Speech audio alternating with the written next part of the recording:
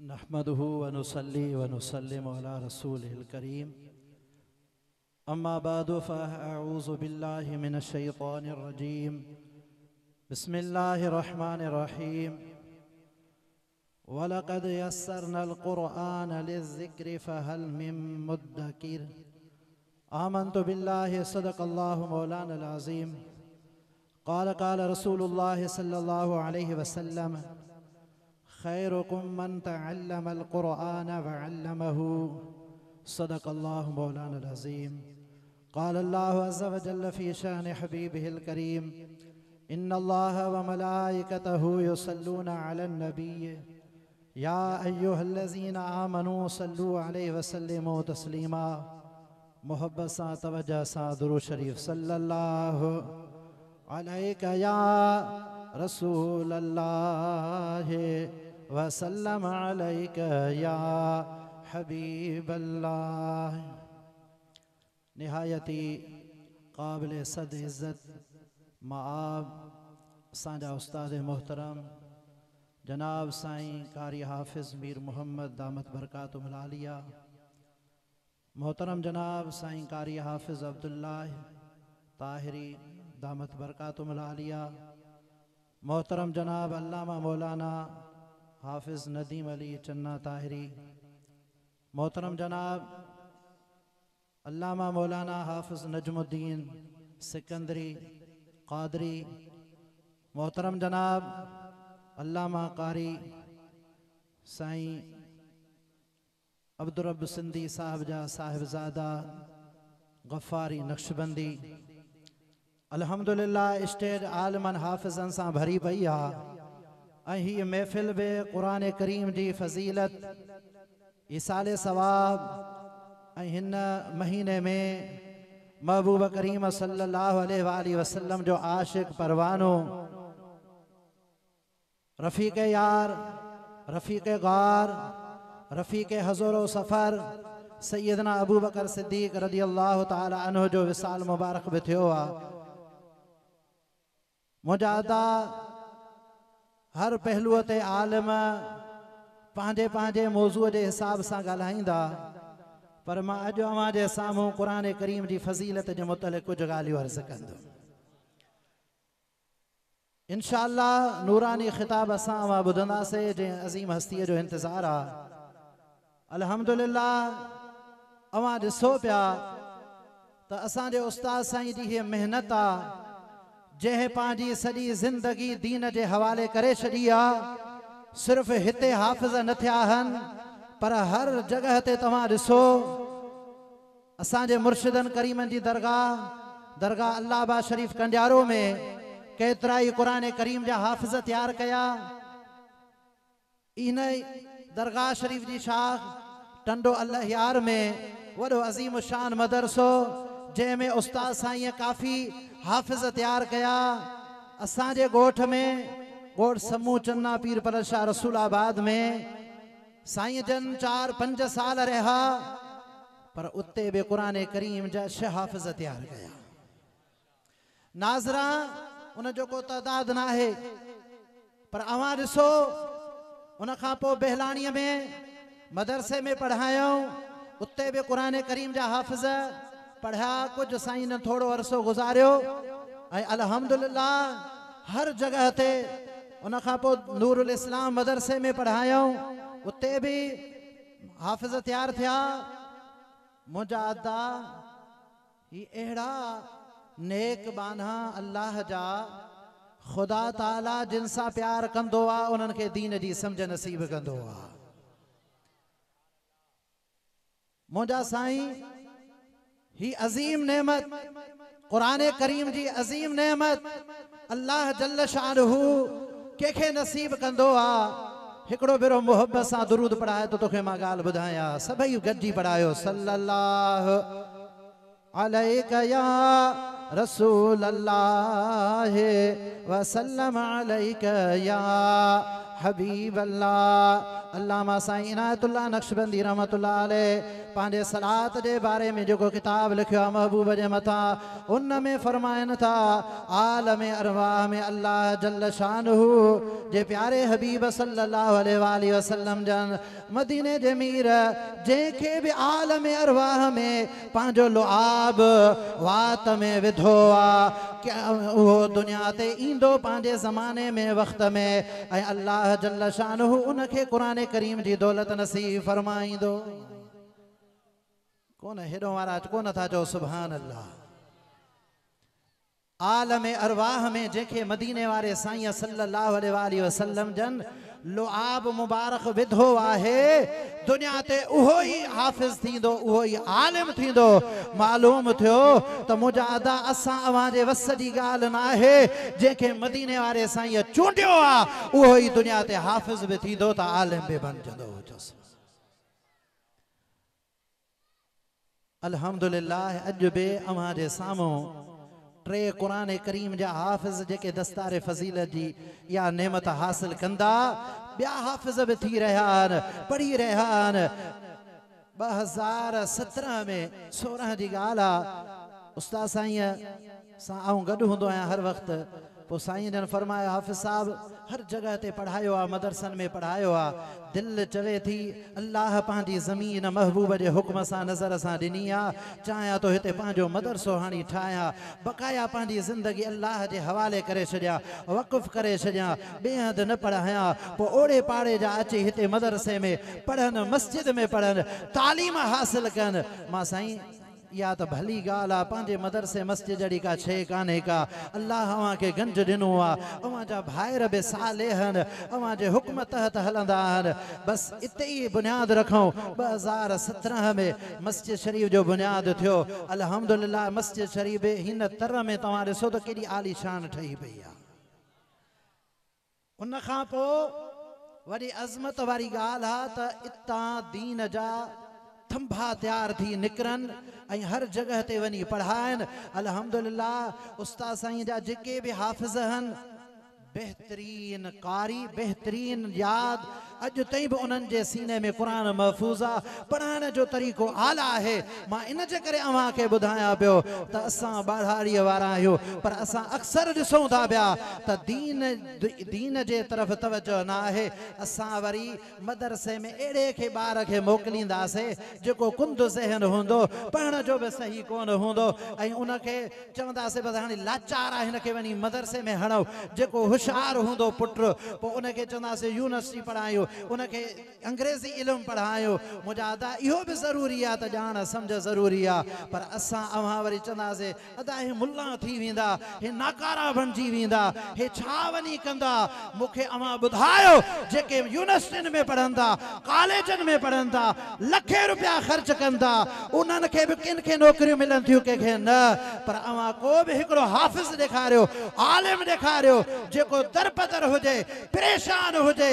मुजादा ही जेके वक़्त जा हींअर इंजीनियर हन, जज हन, वक़्त जा MPA MNA हन, वज़ीर आज़म बणिया पिया हन। मां अव्हां खे ॿुधायां थो अॼु वक़्त जा हाफ़िज़ आलिम उन्हनि खां भलो खाइनि बि था त भलो पाइनि था पिया। असां दीन खे तवजो असां नथा ॾिसूं, हालांकि असांजी जेकी भलाई वारी ज़िंदगी आहे उहा क़ुरान आहे, हदीस आहे, दीन में सभु कुझु आहे। मुजादा सलाद पढ़ाए त मां आयत जो तर्जुमो करे अॻिते वधां। सल्लल्लाहु को नथा पढ़ायो, मदीने वारो साईं अवांजी सलाद ॿुधे थो पियो। सल्लल्लाहु अलैका या रसूल अल्लाह व सल्लम अलैका या हबीब अल्लाह। अल्लाह ताला कुरान करीम में इरशाद फरमायो वलक़द यस्सरनल क़ुरआन लिज़िक्र फहल मिन मुद्दकिर। असां कुरान करीम खे आसान बनायो आहे, याद करण जे लाइ। पोइ आहे जेको हुनखे याद करे।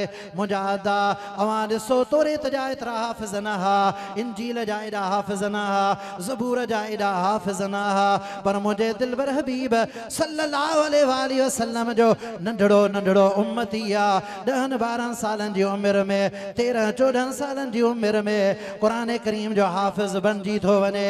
या अल्लाह ताला जे तरफ़ खां वॾो इनाम आ, महबूब जे उम्मत जे मथां एज़ाज़ इनाम आ, जो हर हिकु उन जो महबूब जो उम्मती जंहिंजे मथां मदीने वारे साईं जो करम थियो हुजे, दुनिया ते हाफ़िज़ ऐं आलिम उहो बणियो पियो आ। मुझे दिलबर हबीब सल्लल्लाहु अलैहि वसल्लम फरमायो, जॾहिं तालिबुल इल्म मदरसे में पढ़ण ईंदो आ, उस्ताद साईं उनखे पढ़ाईंदो आ, चओ बिस्मिल्लाहिर रहमानिर रहीम। अल्लाह ताला नूरी मलाइकनि खे हुकुम कंदो आ, मलाइको अवां लिखो मां 3 शख़्सनि खे जहन्नम खां आज़ाद करे छॾियो आ। अल्लाह ताला जा मलाइक अर्ज़ कंदा, या अल्लाह उहे कहिड़ा आहिनि जिन जे मथां तो जहन्नम हराम करे छॾियो आ। अल्लाह ताला फरमाईंदो, मलाइको लिखो पहिरियां उहो उस्ताद जे तालिबुल इल्म खे अॼु बिस्मिल्लाह पढ़ाए थो, लिखी छॾियो मां इन शख़्स खे जहन्नम खां आज़ाद करे छॾियो आ। अञा अञा हथ मथे करे चओ सुभान अल्लाह। हिकिड़ो इहो जेको मदरसे में वेही, मस्जिद में वेही बिस्मिल्लाहिर रहमानिर रहीम पढ़ाए, क़ुरान करीम जी तालीम ॾियारे थो, क़ुरान करीम पढ़ाए थो, अल्लाह ताला उन जे लाइ जहन्नम हराम करे थो छॾे। उन खां पोइ मुंहिंजे दिलबर हबीब फरमायो आहे, अल्लाह ताला मलाइकनि खे हुकुम कंदो आहे, मलाइको लिखो जेको इहो क़ुरान अॼु पढ़ण मदरसे में आयो आहे, मस्जिद में पढ़ण आयो आहे, मां अल्लाह ताला इन जे मथां बि जहन्नम हराम करे छॾियो आहे। टियों शख़्स हुआ मदीने जे मीर फरमायो, हिकिड़ो उस्ताद थी वियो, हिकिड़ो तालिबुल इल्म थी वियो। उन खां पोइ मदीने जे मीर फरमायो आहे, हीउ जेको ॿारु जंहिंजो अबो अम्मा आहे, इन अॼु मदरसे जे हवाले कयो आहे पंहिंजे पुट खे। हाणे मलाइको लिखो मां इन जे अबे अम्मा खे जहन्नम खां आज़ाद करे छॾियो आहे। हाणे अवां ॿुधायो, मदरसे में पढ़ण वारो उन जो अबो अम्मा जहन्नम खां हराम, यानी जहन्नम उन जे मथां हराम आहे, उहो जहन्नम में न वेंदो, उस्ताद न वेंदो, मदरसे में पढ़ण वारो न वेंदो। हाणे अवां ॿुधायो इहो रस्तो वठूं या न? अबा मरण खां पोइ 2 रस्ता, हिकिड़ो जन्नत वारो रस्तो, ॿियो जहन्नम वारो। हर को चाहींदो मालिक असांखे बख़्शे जन्नत नसीब फरमा।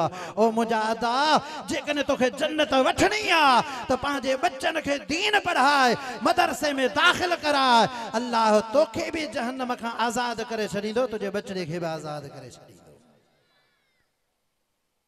एॾो वॾो एज़ाज़ अल्लाह ताला क़ुरान करीम जे पढ़ण वारे खे नसीब कयो आहे। पर मुंहिंजा अदा, हिकिड़ी मां तव्हांखे ॻाल्हि अर्ज़ु कयां, जेको असां मदरसे में ख़र्च कंदा आहियूं, तालिब पढ़ंदा आहिनि, मस्जिद में नगर मोकिलींदा आहियूं, मदरसे में मोकिलींदा आहियूं, उन जी बि वॾी फज़ीलत अथव। छो त असां चवंदा यार छॾ इन्हनि खे न खारा, छॾ इन्हनि खे न ॾे। मुंहिंजा अदा, जेतिरो मदरसे जे तालिब इल्म ते ख़र्च कंदे, एतिरो मदीने वारो साईं तोखां वधीक राज़ी थी पवंदो। दमश्क में हिकिड़ो वॾो क़ब्रिस्तान आहे, उन में हिकिड़ो शख़्स क़ब्रूं खोटींदो हो, उन जी ज़िंदगी 40-60 साल थी वई। उन जो कमु हो पैसनि ते क़ब्रूं खोटींदो हो, पैसा अबा वठ पैसा, वरी क़ब्र खोट, हर शइ। हिक कुराड़ी औरत हुई जंहिंजो पुट मदरसे में पढ़ंदो हो, अञा तालीम पूरी न कई हई, अध में जहान छॾे वियो। मुंहिंजा अदा, जॾहिं उन जे लाइ कुराड़ी आई, अबा ही मुंहिंजी फलाणे पुट जी हिते क़ब्र खोट जा, मुंहिंजो पुट जान छॾे वियो आहे, कुराड़ी पैसा ॾेई वई आहे। ओ मुंहिंजा अदा तवजह कजां, हे मदरसे वारा, पढ़ण वारा, पढ़ाइण वारा निधड़ कान अथव, जेके ख़र्च करे 1000 लखे रुपया हिते ख़र्च कंदा, इहे निधड़ कान अथव। इन ॻाल्हि ते गौर ऐं तवजह कजो। मुंहिंजा अदा, उन शख़्स जॾहिं क़ब्र खोटी आहे, उन नौजवान जो जॾहिं जनाज़ो आयो आहे, हाणे उहो क़ब्र खोटण वारो जेॾी महिल उनखे क़ब्र में रखे थो पियो, ॾिसे त जन्नत जी दरी खुली वई आहे, रब जा मलाइक आया आहिनि घोड़नि ते, उनखे जन्नत जे तरफ़ खणी विया आहिनि।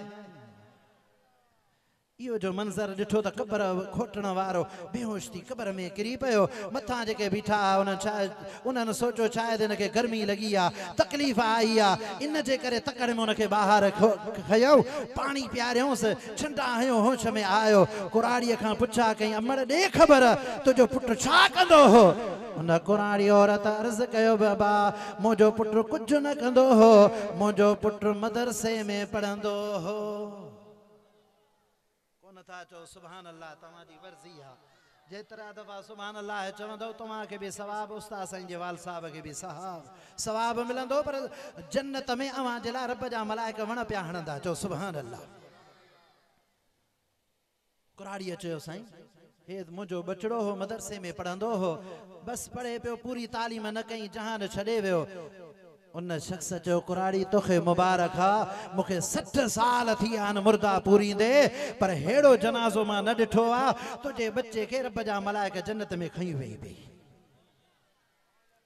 हलो ठीक वरी कुछ महीना गुजरिया बियो उन कुराड़ीअ जो पुटु गुज़ारे वियो वरी उहा कुराड़ी आई बाबा हिते मुझे बच्चे जी क़बर खोट जा पंहिंजा मिट माइट हिते रखियल आहिनि जेॾी महिल उन जो जनाज़ो आयो उहो शख़्स जेॾी महिल उन इहे दफ़नाइण लॻो शख़्स खे उन कुराड़ीअ जे पुट खे ॾिसे त उन जे लाइ बि रब जा मलाइक आया आहिनि जन्नत जी रब करीम दरी खोले छॾी आहे उन खे बि जन्नत में घोड़े ते खयूं हलिया विया आहिनि ओडी महिल उहो शख़्स बेहोश न थियो आहे कुराड़ीअ खां पुछा कई अमड़ ॾे ख़बर ही तुंहिंजो पुटु छा कंदो हो पाण फरमायो ही मुंहिंजो पुटु जेको पहिरियां जहान छॾे वियो हो उनखे मदरसे में छॾे आयो हो उन जे मदरसे जा इख़राजात पूरा कंदो हो पैसा ॾींदोसि बाबा मुंहिंजो भाउ आहे मदरसे में पढ़ पेन वठी ॾींदोसि कलम वठी ॾींदोसि क़ाइदो वठी ॾींदोसि क़ुरान करीम वठी ॾींदोसि मदरसे में पढ़ ताकि असां अल्लाह ताला क़बर के जन्नत जो बाग बनाए छड़े वो शख्स चवण लगो कुराड़ी तोखे मुबारक आ मां तुझे बच्चे के ॾिठम रब जा मलाइक जन्नत में खयूं पिया वञनि अञा ईअं न हथ मथे करे चो सुभान अल्लाह हाणे हिकिड़ो जहान छॾण वारो मदरसे में पढ़ण वारो हो ॿियो जहान छॾण वारो जेके रब करीम जन्नत ॾिनी उहो पंहिंजे भाउ खे पढ़ाइण वारो त हाणे अवां ॿुधायो जेके मस्जिद में मदरसे में तालिबन जे मथां ख़र्च कनि था उन जे मथां मदीने वारो साईं राज़ी आहे उहो शख़्स जन्नती आहे मुजाहिदा हिकिड़ो यहूदी हुयो पर उन यहूदीअ जो हिकिड़ो कमु भलो कहिड़ो पोइ उहो कलमो नसीब थियो उनखे तवजो आहे साईं चओ सुभान अल्लाह यहूदी छा कंदो हो पंहिंजा पैसा मुसलमान जे मदरसे जे तालिबन ते ख़र्च कंदो हिकिड़ो भेरो ॿियो भेरो टियों भेरो जॾहिं 40 भेरो मदरसे में पैसा मोकिलियईं त तालिब नंगर पाणी खाइनि मदरसे में पैसा मोकिले बाबा हे वठो भाॼी वठो ऐं मानीअ जो ख़र्च थिए अटे जो ख़र्च थिए पैसा मोकिलींदो हो जॾहिं 40 भेरो मदरसे जे तालिबन ते ख़र्च करण लाइ पैसा मोकिलियईं उन जी क़िस्मत खुली पई ख़्वाब में उनखे मदीने वारे साईं अचे कलमो पढ़ायो अञा ॾाढा चओ सुभान अल्लाह महबूबन अचे कलमो पढ़ायसि मदीने वारे साईं फरमायो हुए त मुजादा तू त तड़ियल हुए लानती है जहन्नमी हुए पर रब करीम तुझे मथा करम इन जे करे कयो जो मुसलमाननि जे मदरसे जे तालिबन ते तो ख़र्च करण जे लाइ पैसा मोकिलिया अल्लाह ताला पाण मूंखे हुकुम फरमायो वञ मुंहिंजा हबीब मां इन जे मथां राज़ी आहियां वञी तूं पाण इनखे कलमो पढ़ाए मुसलमान बना महबूबन पाण अचे कलमो पढ़ायसि उहो कलमो उन त पढ़ियो पर उन जे 40 भातियुनि बि कलमो पढ़ी मुसलमान थी हाणे उनखे शौक़ु थियो वञा हज कयां उमरो कयां जॾहिं काबतुल्लाह जो तवाफ पियो करे हिक पाड़े वारे चयसि अदा हुए त यहूदी पर हिते कीअं आयो आहे कीअं थो तवाफ करे मुस्लमाननि जे काबे खे चिबड़ियो पियो आहे चवण लॻो वाकई मां यहूदी हुयमि वाकई मां जहन्नमी हुयुसि वाकई मां दीन खां तड़ियल हुयुसि पर मुंहिंजो अल्लाह ताला हिकिड़ो अमल क़बूल कयो जो मदरसे जे तालिबनि ते मां ख़र्च कंदो हुअमि मदीने वारे साईं पाण अची कलमो मूंखे पढ़ायो आहे हाणे इन जे करे मां काबे जो तवाफ पियो कयां सफ़ाई मरवा जो तवाफ पियो कयां ओ मुंहिंजा अदा हाणे इन ॻाल्हि मां अंदाज़ो लॻायो जेको मदरसे जे तालिबनि ते ख़र्च करे थो उन खां मदीने वारो साईं राज़ी आहे जेको मस्जिद में मदरसे में वेही करे तालिबनि खे 10-12 कलाक पढ़ाए थो उन खां छो न महबूब राज़ी हूंदो। हिते पाड़े वारा चवंदा हा 2-3 साल पहिरियां हिते बाग लीमन जो हुयो ऐं हेॾो सिम हेॾो हर शइ पोइ हितां गुज़रंदा हुआसीं असांखे टिज थींदो त इन जॻह ते चोर न हुजनि असांखां फुरनि तकड़ में निकिरी वेंदा हुआसीं पर अल्लाह जो करम अॼु इन हीअ जॻह ते शहर बणियो पियो आहे आबादी लगी पई आहे मस्जिद आहे मुजादा मदरसे जी तालीम हले थी पई असांजे उस्ताद साईं जे वाल साहब जी मेहनत हूंदी ही मां साईं जे हर महीने में भेरो भनंदो आहियां ईंदो आहियां कॾहिं ॿिए महीने न त महीने में तकड़ में ईंदो आहियां साईं जन जी दुआ कुर्ब मूंसां घणो आहे पोइ उस्ताद साईं जे वाल साहब सां मुंहिंजी कचहरी थींदी हुई पोइ पाण फरमायूं त मुंहिंजो मस्जिद ठाहिण जो वॾो शौक़ु हो काफ़ी सालनि खां पोइ मां 20-15 साल त उस में निमाज़ पढ़ंदो हुअमि तव्हां मौलवी निमाज़ तो उस में पढ़ी ॾेखारियो पखे ते भी सुस्ती था कयो पिया मोहब्बत हूंदी अस असां वाकई ईंदा हुआसीं कॾहिं साईं जन पाणी वराइनि या कुछ भी कम कनि उते ही पोतड़ो अंगोछो विछाए उस में निमाज़ पढ़ंदे मां हिन गुनाहगार मुझे गुनाहगार अखियुनि भी ॾिठो पे तो वाकई निमाज़ पढ़ंदा निमाज़ सां संदुनि जो प्यार हूंदो हो अॼु ॾिसो उन जा बच्चा हाफ़िज़ पोटरा भी हाफ़िज़ लॻा मस्जिद जे ठाहिण जो शौक़ु हूंदो साईं जन खे मस्जिद ते पंहिंजे अखियुनि सां मस्जिद बि ॾिठो पंहिंजे अखियुनि सां मदरसो बि ॾिठो इहो आहे दीन जो जज़्बो मुंहिंजा अदा इहे शयूं कम जूं आहिनि सलाद पढ़ त तोखे मां मोहब्बत वारी ॻाल्हि ॿुधायां ॾाढा सभई चओ सल्लल्लाहु अलैका या रसूल अल्लाह वसल्लम अलैका या हबीब अल्लाह हाफ़िज़न जो छाछाना मदीने जे मीर सल्लल्लाहु अलैहि वसल्लम फरमायो सहाबा किराम जे सामू मदरसे में पढ़न पिया साहब सुफ़ा वारा मदीने वारे साईं फरमायो सहाबियो जेकॾहिं चाहियो त मां तव्हां खे हिते जन्नतिन जो दीदार कयां करायां उहे जन्नती ॾिसण चाहियो था गुलामन अर्ज़ कयो हा मुंहिंजा हबीब उन्हनि जन्नतिन जो असांखे दुनिया ते दीदार करायो कोन था हिन कुंड वारा पासे वारा दोस्त वेठा आहिनि हथ मथे करे कोन था अचनि सुभान अल्लाह या रसूल अल्लाह ॿुधायो मदीने वारे साईं फरमायो हे जेके मदरसे में पढ़न वथा इहे दुनिया ते अवां खे इन्हनि जन्नतिन जो दीदार थो करायां ये जन्नती अथव मदरसे में तालिबुल इल्म पढ़न हेठां रब करीम जो नूरी मलाइको पर विछाईंदो आ मदरसे में मानी ईंदी आ शाम थे या जेॾी महिल बि मानी ईंदी आ रब जा नूरी मलाइक रस्तनि ते बीठा हूंदा आहिनि ताकि मस्जिद ऐं मदरसे में मानी वञे त उनखे असां पाक कयूं पोइ इहे तालिबुल इल्म मानी खाइनि नूरी मलाइक इन मानीअ खे मानीअ में पर घुमाईंदा आहिनि ओ मुंहिंजा अदा हिकिड़ो शख़्स लाचार थी ला इलाज हो वो केतरन हकीमन तबीबन खां दवा पियो वठे उन जो मर्ज़ ठीक न पियो थे हिकड़े अल्लाह वारे वट वयो साईं बीमार आया दवा नथी लगे हकीमन तबीबन ला इलाज करे छड़ियो छा कया उन कामिल वली चेस बाबा हिया कर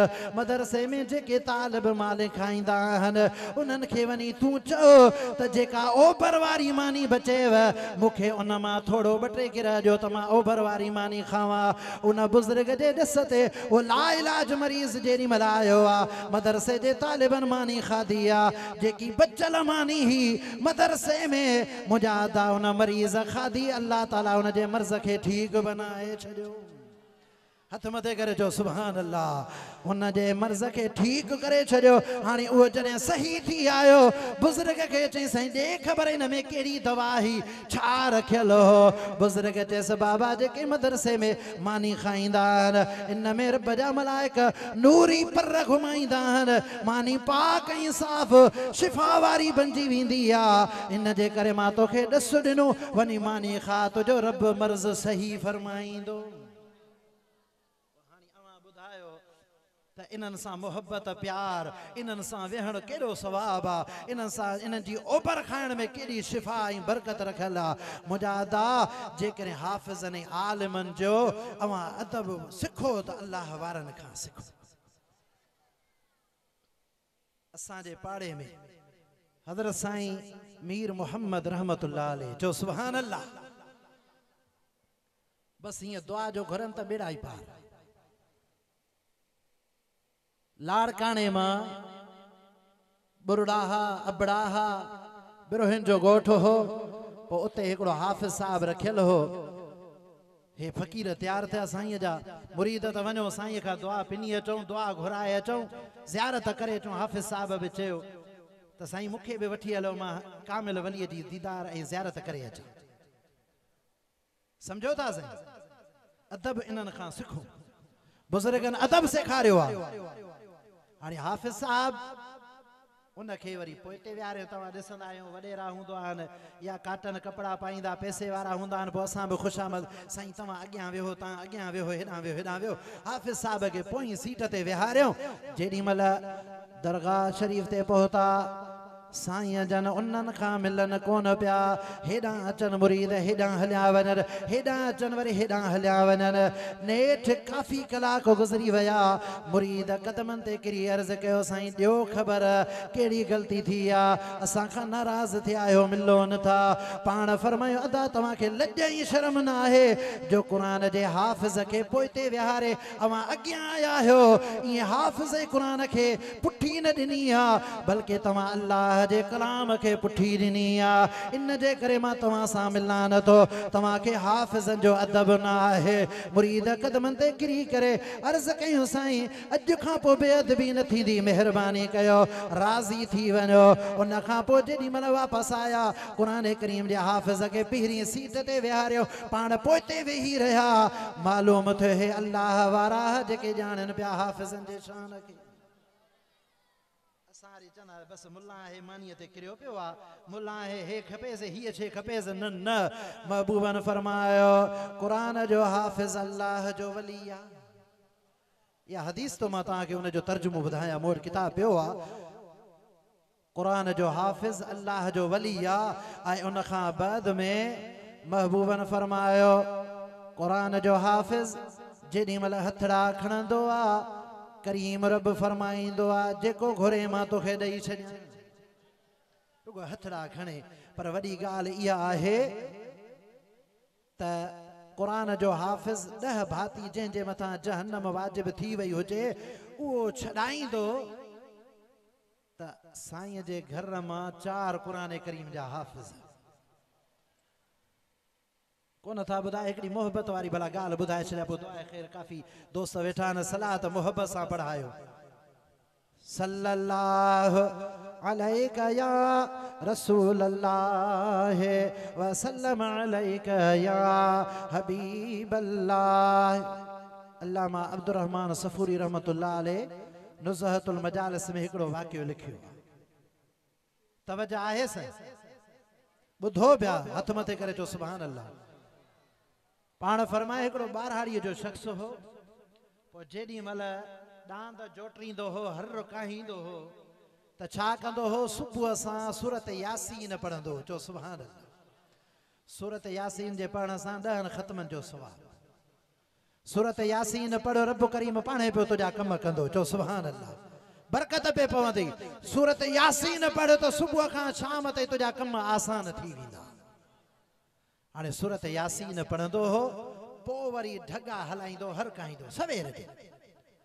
हिकिड़े भेरे उन हारीअ खे तकड़ ही त क़ुरान बि पढ़ा ढगा बि हलाए कुछ खेड़ियूं करे वठां हर ॾेई वठां मुंहिंजा क़ुरान जे ॿुधण वारा आशिक़ इहे ढगा इन्हनि खे बि क़ुरान करीम जी शनास ही हाणे हुन सूरत यासीन शुरू कई आहे ढगा हलन कोन पिया बीठा हा चवनि पिया यासीन पूरी कर त पोइ हर काहे जे